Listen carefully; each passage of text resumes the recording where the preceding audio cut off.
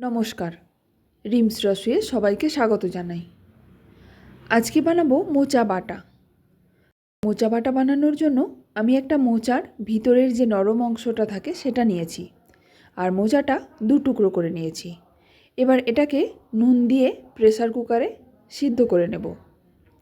এরপর একটা মশলা বানাবো, তার জন্য একটা মিক্সির জারে 1 চা চামচ কালো সর্ষে, 1 চা চামচ হলুদ সর্ষে আর 1.5 চা চামচ পোস্ত দিয়ে দেব। এরপর একটু নুন দিয়ে প্রথমে এটাকে গুঁড়ো করে নেব। গুঁড়ো করে নেওয়া হয়ে গেলে এতে 2 কাঁচা লঙ্কা আর অল্প জল দিয়ে একটা পেস্ট বানিয়ে নেব। এবার কয়েকটা চিংড়ি মাছকে আমি নুন হলুদ মাখিয়ে রেখে দিয়েছি, এগুলোকে এখন ভেজে নেব।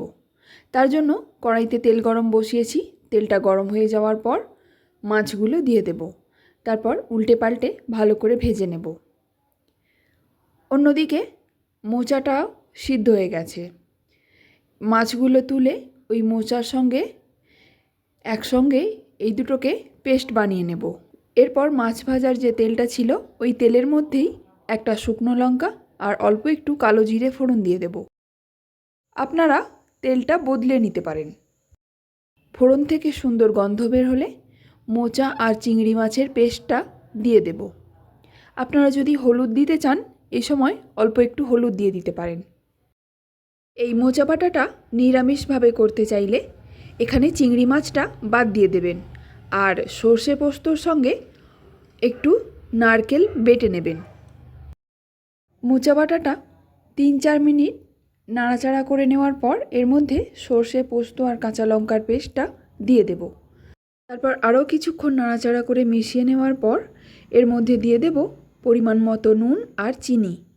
আমি মোচাটা নুন দিয়ে সিদ্ধ করেছি, আর সর্ষে পোস্ত বাটার মধ্যেও অল্প নুন ছিল, তাই নুনটা একটু চেক করে নিয়ে তারপর দিয়েছি। আর চিনিটা যদি আপনারা না চান তাহলে নাও দিতে পারেন। এইভাবে নাড়াচাড়া করতে করতে যখন মোচা বাটাটা একটু শুকনো শুকনো হয়ে আসবে তখন নামিয়ে নেব। তৈরি হয়ে গেল মোচা বাটা। আপনারাও বাড়িতে এইভাবে বানিয়ে গরম গরম ভাতের সঙ্গে খেয়ে দেখতে পারেন। রেসিপিটি যদি ভালো লেগে থাকে তাহলে প্লিজ একটা লাইক, শেয়ার আর সাবস্ক্রাইব করে দেবেন। ধন্যবাদ।